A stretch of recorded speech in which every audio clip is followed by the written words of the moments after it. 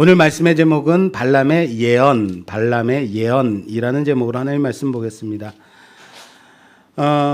지금 우리가 지난주부터 보고 있는 말씀은 모압 왕 발락이 자신의 영토로 접근하는 이스라엘 백성에게 지레 겁먹고 전쟁으로는 도저히 이스라엘을 이길 수 없다라는 판단으로 저 멀리 메소포타미아에서부터 당대의 국제적 명성을 얻고 있었던 점쟁이 무당 점술가 발람을 청하여 이스라엘을 저주해달라고 부탁하는 데서부터 사건이 시작됐죠. 우리가 지난주에 살펴봤듯이 발람은 돈에 대한 탐욕을 가지고 있는 사람이다. 발락의 그 요청에 재물을 탐내서 응하였고 모압으로 오게 되었다라는 거예요. 그런데 그 가는 길에 어떤 일이 있었냐면 그의 나귀가 하나님의 사자를 보고 놀라서 3번이나 피하다가 그 주인 발람까지 상하게 할 정도로 그렇게 피했죠. 그러다가 주인에게 채찍으로 맞고 지팡이로 얻어 맞는데 이때 하나님께서 나귀의 입을 열어서 말을 하도록 시키시죠. 그런 사건도 봤습니다. 그는 하나님의 음성도 들었었고 하나님의 뜻이 무엇인지도 알았습니다. 그러나 탐심에 눈이 멀어 나귀가 말하는 것은 예산일로 보면서도 진정 하나님의 사자가 칼을 들고 서 있는 것은 보지 못한 탐욕으로 눈이 가리어져 영적 시각장애인이 되어버린 자였다라는 겁니다. 거기서 하나님이 그 눈을 밝혀 사자를 보게 하셨고 하나님은 그에게 이스라엘은 하나님의 복받은 자들이므로 그들을 저주하지 말아야 할 것이다. 하나님께서 하라는 말씀만 해야 된다라는 조건으로 드디어 모압 땅에 도착하게 됩니다.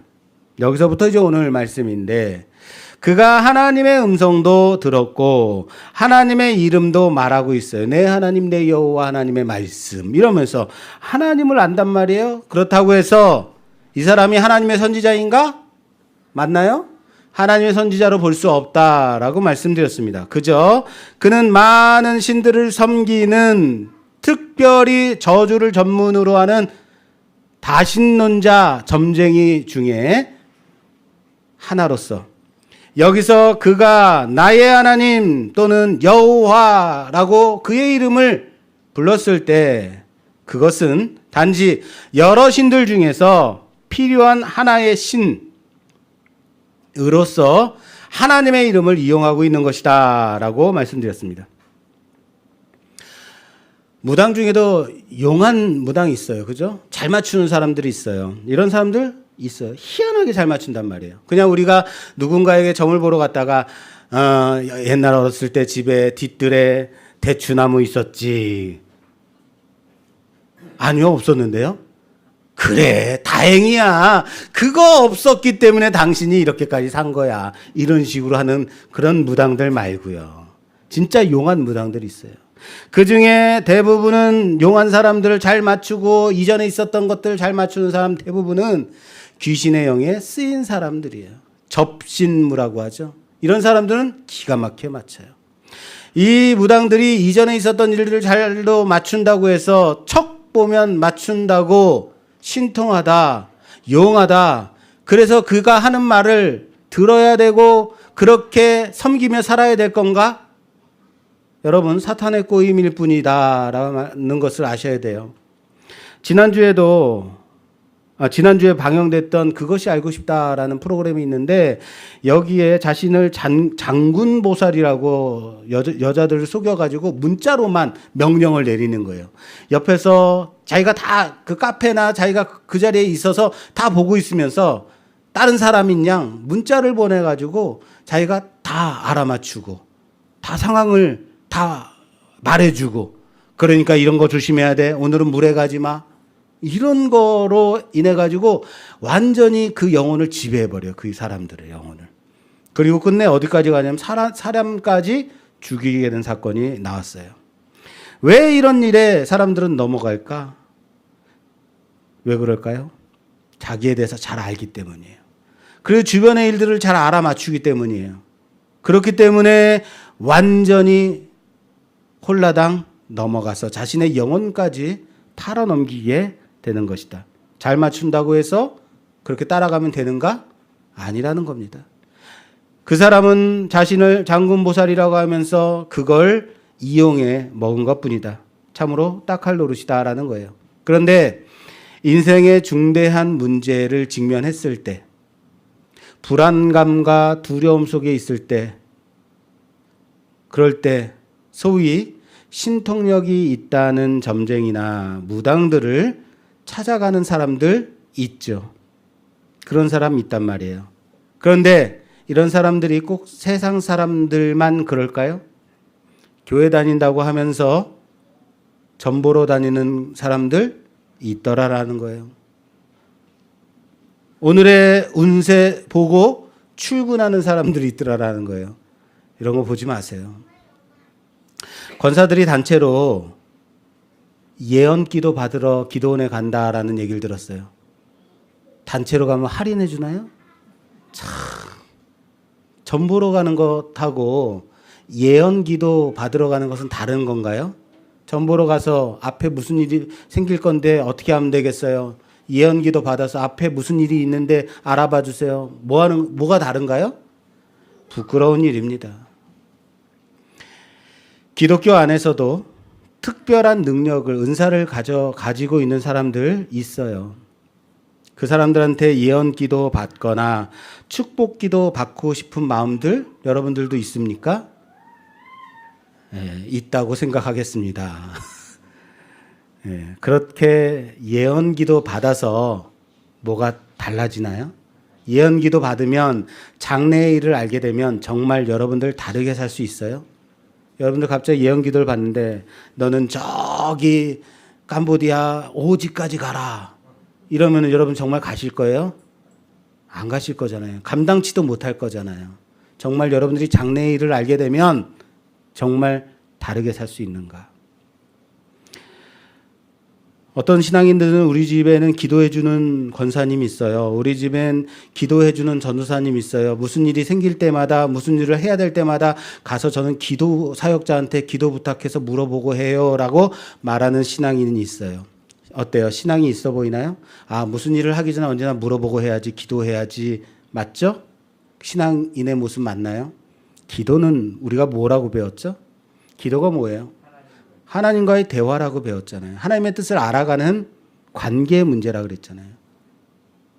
어떤 자녀가 부모에게 물어봐야 되는데, 부모에게 말씀을 드려야 되는데 중간에 대신 말을 전달해 주는 사람을 두고 부모님께 좀 말씀해 주세요. 이렇게 대화하는 자녀 있어요? 이건 부모와 자식 간의 관계가 아니죠. 이런 식으로 대신 물어봐 주는 사람이 있다면 이게 무당과 무슨 차이가 있겠어요? 우리는 하나님의 자녀들입니다. 믿으십니까? 아멘 안 하시는 분들은 도대체 누구네 자녀인지 모르겠습니다. 자, 우리는 하나님의 자녀들입니다. 믿으십니까? 그러므로 그리스도 예수로 인해서 당당하게 하나님께 나아가 아뢰세요. 아버지라고 부르세요. 그래 대화하세요. 물론 기도의 수준은 각각 다를 수 있어요. 왜 나한테는 하나님이 대답을 안 해주신지 모르겠어요. 맨날 쓸데없는 거 구하니까 그렇죠. 기도의 수준은 다를 수 있지만 여러분 하나님 앞에 무릎 꿇고 아버지, 아빠라고 한번 불러보세요. 그 마음속에 하나님의 음성이, 하나님의 만져주심이 있을 겁니다. 어쨌든 발람은 모압에 도착했고 정성스러운 대접까지 받았습니다. 그리고 드디어 저기 멀리 보이는 이스라엘을 바라보며 저주를 시작하려 한다. 그런데 모압 왕 발람이 기대했던 저주, 해주기로 약속했던 저주, 바랬던 저주가 아니라 발람의 입에서는 축복의 말이, 예언의 말이 나오더라라는 거예요. 이렇게 3번에 걸쳐서 발락이 하라는 저주는 하지 않고 발람은 하나님이 전달하라고 하라는 말씀, 축복의 말씀들만 전하고 맙니다. 화가 난 발락은 어떻게 했겠어요? 발람더러 너 아무것도 못 줘. 가라고 합니다. 이때 빈정상한 발람이 좋아. 내가 또 하나의 일을 말해주지 하고 발람이 앞으로 멀리 있어서 멀리 있어 이루어질 장래의 일까지 보너스로 주고 자기의 곳으로 돌아간다라는 겁니다. 여러분, 우린 이 세 번의 발람의 저주 아닌 축복과 예언에 대한 이 말씀을 오늘 살펴보려고 합니다. 이 말씀이 길어요. 오늘 민수기 23장이죠. 23장부터 24장까지 다 예언의 말씀들이에요. 2장에 걸쳤어. 그러니까 그걸 다 읽을 수도 없고 오늘 본문도 길었죠. 그래서 제가 간단하게 요약해 드리겠습니다. 발락이 우선은 발람에게 거기에서 저주해달라고 제사를 시작하게 돼요. 발람에게 요청한단 말이죠. 거기서 발람은 이스라엘의 그 진영을 끝까지 바라볼 수 있게 됩니다. 보통 예전에 고대 시대의 점술가들은 자기가 저주할 대상을 직접 바라보면서 저주했다는 거예요. 그래서 끝까지 바라보고 저주를 시작하게 된 거예요. 그렇다면 여러분, 발람이 제사를 시작하는데 이 제사의 우선 문제점이 무엇인가 먼저 살펴보도록 하겠습니다. 발람은 거기 발락에게 7 제단을 쌓고 7 숫송아지와 7 순양을 제물로 바치라 라고 요청합니다. 여러분, 7 제단과 7 숫송아지, 7 양 어떻습니까? 꼭 성경에서 나오는 말씀 같죠? 7이라는 숫자 무슨 숫자죠? 완전수. 참 좋은 숫자예요. 완전수라서 성경에서도 특별한 숫자로 취급하고 있습니다. 그러나 성경은 어디에도 7 제단이라는 말씀을 하고 있지 않아요. 7 제단을 쌓으라고 하고 있지 않습니다. 무슨 말인지 아시겠어요? 하나님을 섬기는 것은 오직 하나의 제단에서만 가능한 것입니다. 하나님을 섬기는 제단은 하나예요. 제단이 많다는 것은 종교적 타락을 의미하는 거예요. 우리의 제단은 오직 하나이신 예수 그리스도로 충분하다는 사실을 믿으시길 바랍니다. 7 제단을 쌓았다고 더 정성을 들였다, 더 많은 것을 바쳤다로 가면 된다, 안 된다? 안 된다. 발람이 여기서 7 제단을 쌓게 한 것은 아마 그가 일반적으로 자신들에게 자기가 섬겼던 이방신들에게 바쳤던 그런 제단을 생각했겠죠. 또한 제단과 제물을 준비하는데 나를 위하여 준비하라 라고 말해요. 누구를 위하여요? 나를 위해서. 발람 자신을 위해서 제단을 준비하래요. 여러분, 제단은 누구에게 바쳐지는 거예요? 하나님께 바치는 거잖아요. 그거예요. 하나님께 드리는 예배를 하나님을 위하여 드리는 예배. 우리가 여러분들이 지금 드리는 예배가 무슨 예배라고요? 여러분들이 드리는 예배는 하나님께 바쳐지는 예배예요. 하나님이 받으시는 예배예요. 나를 위한 예배 아니에요. 예배는 그런 예배는 없습니다. 또한 제사를 드리고 어디로 가요? 언덕으로 올라가서 하나님의 음성을 듣겠대요. 여러분, 제단을 쌓고 거기서 제물을 바친 다음에 그 다음 거기서 뭐 해야 돼요? 신의 음성을 들어야 되는 거잖아요. 그런데 거기서 제단을 쌓고 제물을 바치고 자기는 어디로 가? 언덕으로 가요. 무슨 말인지 아시겠어요? 이 제사는 하나님께 드리는, 하나님이 받으시는 제사가 아니라는 거예요. 그렇기 때문에 제사를 드리고 자기는 언덕으로 올라가서 거기서 하나님의 음성을 들어요. 사람을 위해 드린 제사라는 거예요. 왜요? 당신은 당신의 제물 곁에 서소서 발락과 그의 고관들을 위해 드린 제사일 뿐이다 라는 겁니다. 이게 틀린 거예요. 발락은 발람의 요구를 따라서 온갖 정성을 다 바칩니다. 그러나 이스라엘을 저주하지 못하고 도리어 축복하는 발람 때문에 속이 속상하죠. 분통이 터지죠. 그래서 어떻게 해요? 자리도 2번이나 더 바꿔요. 어디예요? 비스가산 꼭대기로 옮겼다가 거기서도 또 안 되니까 부올산 꼭대기까지로 3번이나 옮기면서 3번이나 거기서 제사를 드려요. 그러나 모두 다 실패하고 맙니다. 똑같이 7제단을 거기서 또 올라가서 7제단을 쌓고 또 7마리의 숫송아지와 7마리의 순양을 거기까지 꼭대기까지 데려가서 거기서 또 제사를 드리고 반복해서 똑같은 일을 하는 거예요. 왜 이렇게까지 할까요? 내가 제사를 드렸는데 내가 섬기는 신이 안 받아. 그럼 나는 뭐가 부족하다 생각하냐면 정성이 부족했나라는 생각을 해요. 장소가 틀렸나라는 생각을 해요. 인간은 자신의 정성과 열심으로 신을 감동시킬 수 있다고 생각합니다. 내가 정성이 부족하면 정성을 더 바치면 신이 감동하지. 그래서 내가 원하는 소원을 들어주시지라고 생각한다고요. 비나이다. 그러나 하나님은 정성과 열심을 따라 주시는 하나님이 아니십니다. 하나님은 발람에게 임하여서 하나님의 전하실 말씀만 주실 뿐이다. 이것은 장소를 옮기든지 정성을 더하든지 열심을 더 바치든지 소용이 없는 것입니다. 여러분들이 하나님께 정성을 바쳤기 때문에, 여러분들이 하나님 앞에 열심히 있었기 때문에 하나님이 여러분들을 자녀로 삼으셨나요? 하나님이 그렇기 때문에 예수 그리스도를 주신 건가요?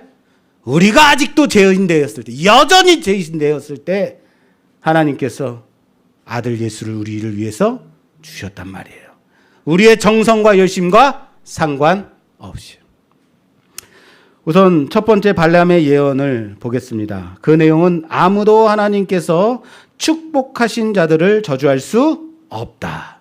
이스라엘은 홀로 살 것이다. 이들은 하나님께 특별한 민족이다. 라는 예언입니다. 자, 여기 홀로 산다라는 것은 니네들은 결혼하지 못하고 혼자 살아 라는 말일까요? 아니에요. 이스라엘은 다르다라는 뜻이에요. 뭐예요? 이스라엘은 다르다. 다른 민족과 다르다라는 거예요. 그 다름이 세상의 신들과는 근본적으로 다른 하나님과 언약을 맺은 특별한 백성들이다라는 거예요. 발람은 이스라엘의 4분의 1도 셀 수 없도다라고 말합니다. 이것은 뭡니까? 창세기 13장 16절 말씀에 내가 내 자손이 땅에 티끌 같게 하리니 사람이 땅에 티끌을 셀 수 있을진데 너의 자손도 세리라. 땅에 티끌을 셀 수 있어요, 없어요?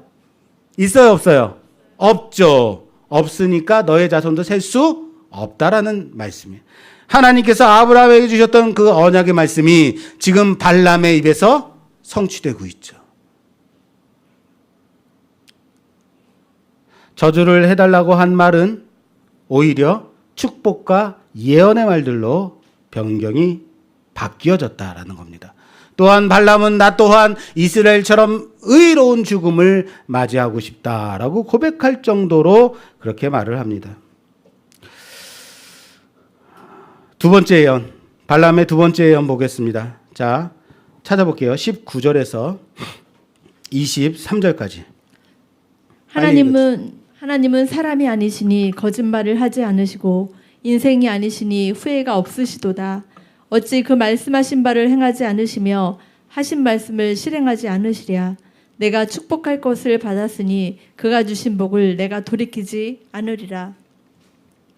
야곱의 허물을 보지 아니하시며 이스라엘의 반역을 보지 아니하시는도다. 여호와 그들의 하나님이 그들과 함께 계시니 왕을 부르는 소리가 그 중에 있도다. 하나님이 그들을 애굽에서 인도하여 내셨으니 그의 힘이 들소와 같도다.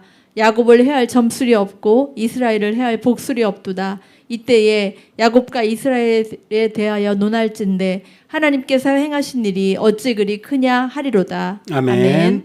하나님은 변덕스러운 인간과 달라서 자기 백성 이스라엘에게 복을 주시겠다라고 오래전부터 약속하셨고 지금까지도 변함없이 그 약속을 성취하고 계시다라는 말이에요. 복을 베푸신다라는 말씀입니다. 하나님은 이스라엘의 허물과 반역을 기억조차 아니하신다. 그래서 이 예언의 결론의 말씀은 야곱을 해할 점술이 없고 이스라엘을 해할 복술이 없도다. 할렐루야. 이거예요. 이게 두 번째 예언입니다.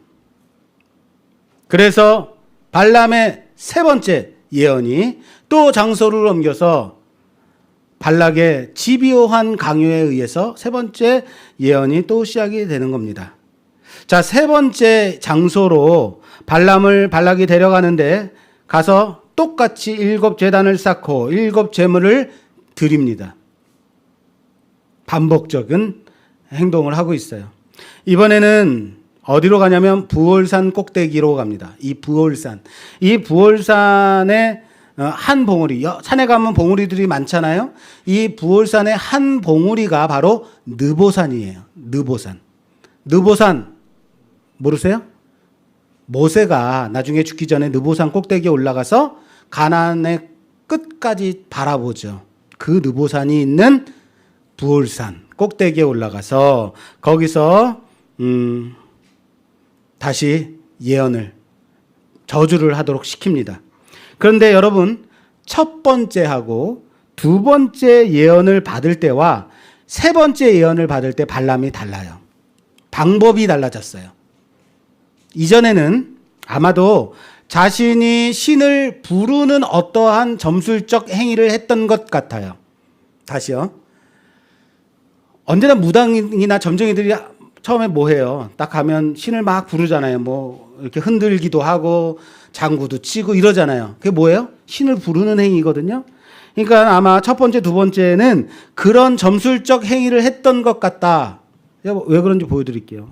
그래서 오늘 본문 4절에 이렇게 되어 있단 말이에요. 하나님이 임하실 때, 하나님이 딱 임하셨는데 발람이 하는 말이, 발람이 내가 7 제단을 쌓고 각 제단에 숫송아지 순양을 드렸나이다 라고 하면서 누구를 강조하고 있냐면 나를 드러내고 있어요. 내가 하나님 앞에 이런 것들을 했습니다. 하나님을 불렀습니다 라는 거예요. 그러나 세 번째 예언을 할 때는 그렇게 하지 않아요. 왜요? 하나님이 나한테 임하신 것은 내가 하나님을 불렀기 때문에 하나님이 오신 것이 아니라 내가 부르지 않았음에도 불구하고 하나님의 말씀이 임한 거를 발람이 아는 거예요. 내가 불러서 오시는 하나님이 아니다라는 것을 아는 겁니다.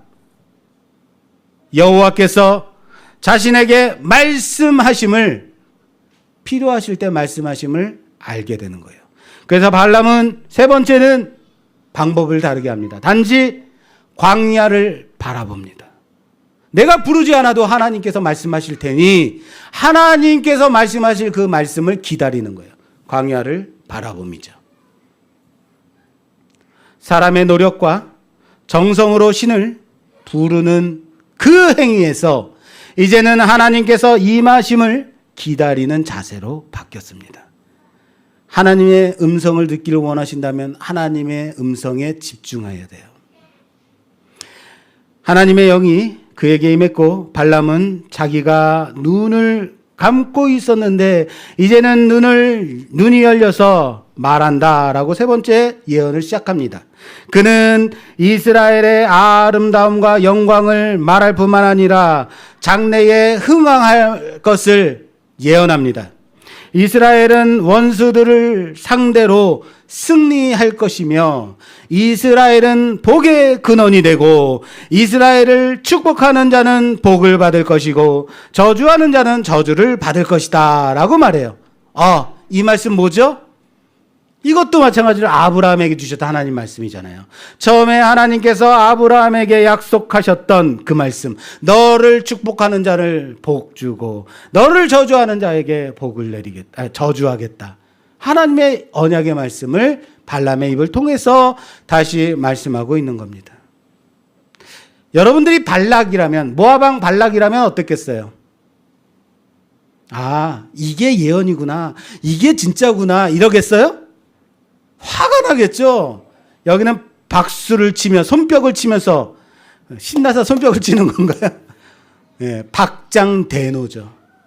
쿵쿵쿵 때리면서 화가 나가지고 박장대노하며 발람에게 속히 떠나라. 내가 너에게 약속한 것은 하나도 주지 못한다. 하고 보내요. 그러니까 빈정상한 발람도 뒤끝장렬합니다. 무슨 말이냐면 그냥 가면 되죠. 그런데 먼 훗날에 일어날 이스라엘과 모압 사이의 일들을 예언합니다. 그 예언이 네 번째 예언입니다. 내용은 이렇습니다. 이스라엘은 하나님께서 함께 하시는 민족이기 때문에 결코 망하지 않는다. 먼 훗날 이스라엘에서 한 별이 나올 때 이스라엘에게 길을 내주지 않았던 에돔이 심판을 받을 것이다. 모압 또한 그렇게 될 것이다. 자, 여기서 나중에 한 별이 나온다라고 하는데 이것은 예수 그리스도를 의미하는 것일 수도 있고 장차 근미래의 다윗 왕을 말하는 것일 수도 있겠어요. 보세요. 에돔과 모압을 다윗이 정복해요. 다윗 왕 때 성취된다라는 얘기예요. 마찬가지로 아말렉 또한 멸망합니다. 자, 이렇게 네 번의 예언을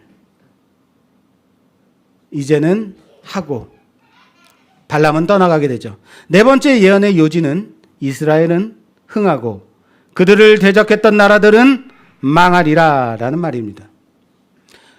발람은 이 마지막 예언을 하고 나서 자기의 곳으로 돌아가고 발락도 자기 길로 갔다라고 본문은 마무리하고 있습니다. 자, 발람이 자기네 집으로 갔을까요? 발락은 자기의 곳으로 갔다고 합니다. 그런데 생각해 보세요. 악한 발락 왕과 악한 복술가가 서로 의견이 맞지 않는다고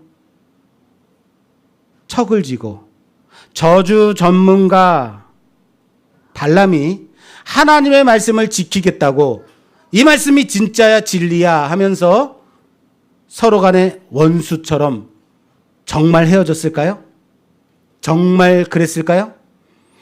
그 해답이 지난주 우리가 잠시 봤던 발람의 최후에서 그 힌트가 나옵니다. 보세요. 여호수아서 13장 22절에 발람의 최후가 나오는데요. 이스라엘 자손이 그들을 살육하는 중에 여기서 그들은 누구냐면 요단 동편을 말하는 거예요.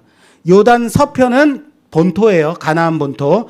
요단 동편에 있는 사람들을 살육하는 중에 부올의 아들 점술과 발람도 칼날로 죽였다라고 말하고 있습니다.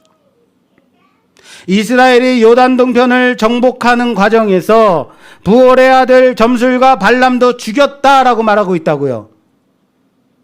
이해 안 됐어요? 무슨 말인지? 여러분, 발람의 집이 어디예요? 여기 모압 평지에서 650km 떨어진 서울에서 부산도 400 몇십 킬로죠. 거기보다 더 먼 거리에 살고 있었단 말이에요. 머나먼 곳. 발람과 발락이 각각 자기의 집으로 돌아갔다라면 발람은 저 먼 유브라데강 그 먼 곳에서 그냥 살았을 거예요.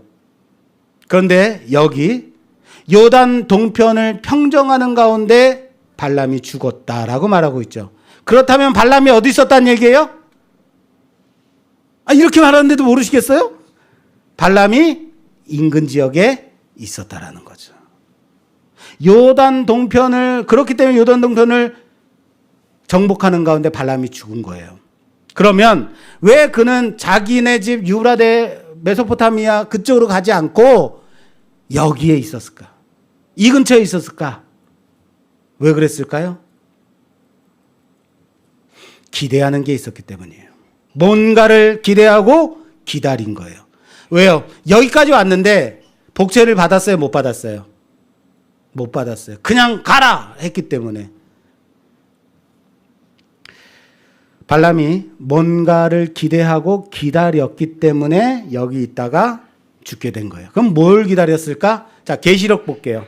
계시록 2장 14절 말씀 봉독해 주세요. 그러나 내게 두어 가지 책망할 것이 있나니 거기 내게 발람의 교훈을 지키는 자들이 있도다. 발람이 발락을 가르쳐 이스라엘 자손 앞에 걸림돌을 놓아 우상의 제물을 먹게 하였고 또 행음하게 하였느니라.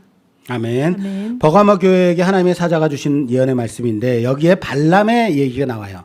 여기에 뭐라고 그러냐면 발람이 발락을 가르쳤대요. 발람이 발락을 가르쳤대요. 그리고 이스라엘 자손 앞에 걸림돌을 두었다. 그래서 우상의 제물을 먹게 하였고 또 행음하게 하였다라고 말하고 있어요. 우상의 제물을 먹게 하고 행음하게 한 계략을 누가 주었다? 발람이 준 거예요. 이 우상의 제물을 먹고 행음하게 한 일이 바로 다음 주에 이어서 볼 사건이에요. 궁금하시면 다음 주에 꼭 나오셔야 되는데. 자, 발람은 그대로 자기 집으로 가지 않고 발락에게 잔꾀를, 계교를 내주어서 악한 계교를 내주어서 모압의 아름다운 여인들을 동원하여서 이스라엘 남자들을 바알을 제사하는 곳에 초대하여서 그 음식과 그 음행을 하도록 시키는 거죠. 그리고 이로 인해서 이스라엘은 크게 넘어지게 됩니다. 그 결과는 이스라엘은 넘어졌고 이로 인해서 발락에게 무언가를 상을 받고자 기다렸던 자신 발람도 이스라엘이 요단 동편을 평정하는 가운데 함께 죽게 된 것이다. 베드로후서 볼게요. 베드로후서 2장 15절에서 18절 말씀이요. 그들이 바른 길을 떠나 미혹되어 부올의 아들 발람의 길을 따르는도다. 그는 불의의 삭슬 사랑하다가 자기의 불법으로 말미암아 책망을 받되 말하지 못하는 나귀가 사람의 소리를 말하여 이 선지자의 미친 행동을 저지하였느니라. 이 사람들은 물 없는 샘이요 강풍에 밀려가는 안개니 그들을 위하여 캄캄한 어둠이 예비되어 있나니 그들이 허탄한 자랑의 말을 토하며 그릇되게 행하는 사람들에게서 겨우 피한 자들을 음란으로서 육체의 정욕 중에 유혹하는도다. 아멘. 아멘. 발람은 계교를 부려서 이스라엘을 넘어지게 했고 이제는 이스라엘에게는 자신의 탐욕과 욕심을 따라가는 자들을 발람의 길을 따르는 자로 말하는 예가 되었습니다. 발람의 길을 따르는 자는 불의의 삭슬 사랑하는 자입니다. 이로 인해서 망하게 되는 자가 되는 겁니다. 그러나 그 폐해는 허탄한 사술에서 겨우 피한 자들을 음란으로서 육체의 정욕으로 빠져 넘어지게 하는 일이 된 것이다 라고 바울 사도가 말하고 있습니다. 베드로 사도가 말하고 있습니다. 이것이 발람의 길입니다. 사랑하는 여러분, 발람의 길을 따르는 자는 불의한 삭슬 사랑하는 자입니다. 여러분들의 삭은 하늘에 있다는 사실을 믿으시길 바랍니다. 자, 그렇다면 모압 왕 발락에 대해서 좀 마무리하겠습니다. 발락 왕, 이 사람, 이 일이 시작된 원인이 발락 때문에 시작된 거잖아요. 거기에 모압 왕 발락이 있었다고요. 그는 아모리인들이 완전히 철저하게 패배한 전쟁을 보며 이스라엘이 자신들의 영토까지 침범해 오면 어떻게 하는가 걱정했습니다. 그래서 발람을 부른 겁니다. 그런데 그가 몰랐던 게 있어요. 모압 왕 발락이 몰랐던 것이 있습니다. 신명기 2장 9절 말씀. 여호와께서 내게 이르시되 모압을 괴롭히지 말라. 누구를 괴롭히지 말래요? 모압을 괴롭히지 말래요. 여기 지금 모압 왕이에요. 모압을 괴롭히지 말라. 그와 싸우지도 말라. 누구를 싸우지 말래요? 모압과. 그 땅을 내가 너에게 기업으로 주지 아니하였다라고 말하고 있어요. 모압은 하나님께서 이스라엘에게 주신 기업이 아니었습니다. 모압은 하나님이 그들과 싸우지 말고 그들을 침범하지 말라고 말씀하셨습니다. 무슨 말인지 아시겠어요? 모압은 하나님이 이스라엘에게 주신 땅이 아니었습니다. 그런데 지레 겁먹은 모압 왕 발락이 두려워서 발람을 통해서 저주를 하려고 했고, 이로 인해서 이스라엘은 큰 위기에 빠지게 된 것이다 라는 겁니다. 그리고 이 음행한 사건, 우리가 다음 주에 볼 이 음행의 사건을 통해서 수많은 이스라엘 백성들이 죽게 됩니다. 그리고 이 사건으로 인해 이스라엘의 남은 이전 세대는 다 정리하게 됩니다. 사랑하는 여러분, 모압 왕 발람은 굳이 두려워할 필요가 없었습니다. 굳이 많은 물질을 들여서 복채를 주고 저주 전문 복술과 무당 발람을 데려올 필요가 없었습니다. 그러나 사람의 불안과 두려움, 공포는 헛된 짓을 꾀하게 하더라. 자신을 더욱더 멸망으로 끌고 가더라라는 겁니다. 사탄이 사용하는 잘 사용하는 세 가지 방법이 있어요. 첫 번째는 거짓입니다. 두 번째는 두려움입니다. 공포. 세 번째는 유혹입니다. 그 공포로 인해서 자신이 의지할 신을 찾게 되고 초월적인 힘을 찾게 되는 거예요. 그러나 유일하신 하나님 외에는 다른 신이 없다라는 사실을 믿으시길 바랍니다. 우리의 공포를, 그 두려움을 교묘히 거짓으로 이용하는 사단의 관계에 빠지지 마시라고요. 오직 예수 그리스도를 믿음으로 말미암아 그 가운데 내게 힘과 능력을 주시는, 담대함을 주시는 그 하나님만 의지하여 항상 복된 자로 살아가는 우리 모두가 되기를 주님의 이름으로 부탁합니다. 마지막으로 한 가지만 더 생각해보고 오늘 설교를 마무리 지으려고 합니다. 두 주에 걸쳐서 우리가 발람의 사건 통해서 계속해서 누구의 이름만 말했냐면 발람, 발락. 형제 아닙니다. 그래서 발람과 발락만 자꾸 얘기했는데 우리는 누굴 봐야 돼요? 이스라엘을 봐야죠. 하나님을 봐야죠. 자, 이제는 우리의 시선을 어디로 옮겨갈 것이냐면 이스라엘로 옮겨가겠습니다. 저기 모압 평지에 자리 잡고 있는 이스라엘. 여러분, 발락이 점술가 발락을 데려올 때, 다시요. 발락이 점술가 발람을 데려올 때 제단을 쌓고 제물을 바치고 저주를 하게 할 때 이스라엘은 어떤 마음이었을까요? 이스라엘은 어떤 마음이 들었을까요? 두려워했을까요? 무서워했을까요? 공포스러웠을까요? 저기 큰일 났다. 7제단이나 쌌네? 저기 7마리 순양을 드리네? 순념소를 숫송아지를 드리네? 저러면 안 되는데, 그러지 마! 축복해야 돼! 저주하면 안 돼! 이랬을까요? 어땠을까? 어떤 마음이었을까요? 이스라엘은 아무것도 몰랐죠. 그죠? 그들이 무엇을 하는지, 무슨 짓을 하는지, 무슨 일이 벌어졌는지, 무엇을 하고 있는지 전혀 모르고 있었다. 그저 저 아래 모압 평지에서 그들이 차지한 요단 동편에서 평안히 쉬고 있었겠죠. 그들은 아무것도 모르고 있었단 말이에요. 지금 저 산꼭대기에서 무슨 일이 벌어지는지 이스라엘은 몰랐다. 그런데 그 이면에 이스라엘은 감지하지 못하고 이스라엘은 깨닫지 못하고 있었던 그 이면에 지금 그들을 호시탐탐 노리는 사탄의 세력과 적국인 모압의 계교와 발람을 통한 저주, 그리고 관계가 난무하고 있었던 상황이라는 거예요. 여기 하나님의 역사가 있습니다.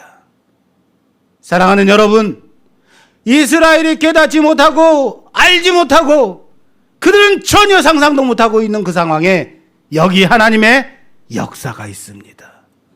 이스라엘은 깨닫지 못했습니다. 그럼에도 불구하고 아무것도 감지하지 못하고 있었던 그 상황에서 하나님은 모압 왕 발락의 계교를 물리치셨습니다.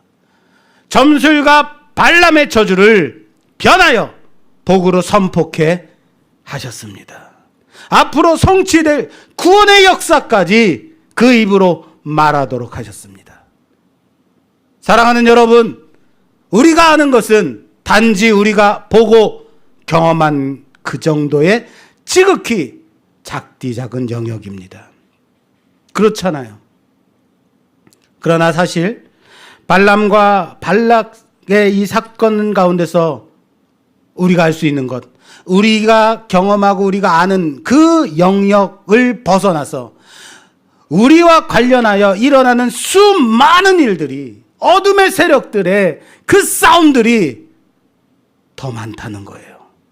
사실상 우리의 아는 바는 아주 제한된 것일 뿐이다. 욥 아시죠? 욥 또한 그러했습니다. 욥은 왜 자기에게 이러한 고난이 벌어졌는지 알기를 원했지만 도무지 알 수가 없었습니다. 왠지 아십니까? 그것은 이 땅에서 일어난 일이 아니라 천상에서 벌어진 일로부터 시작된 사건이기 때문에 그렇습니다.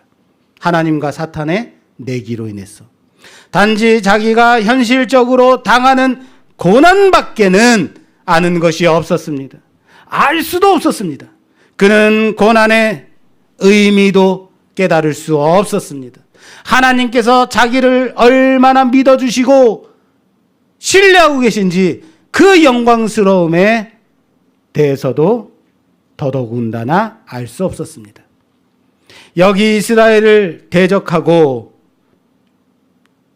저주해서 이스라엘을 멸망시키고자 모의하고 애쓰는 세력이 있습니다.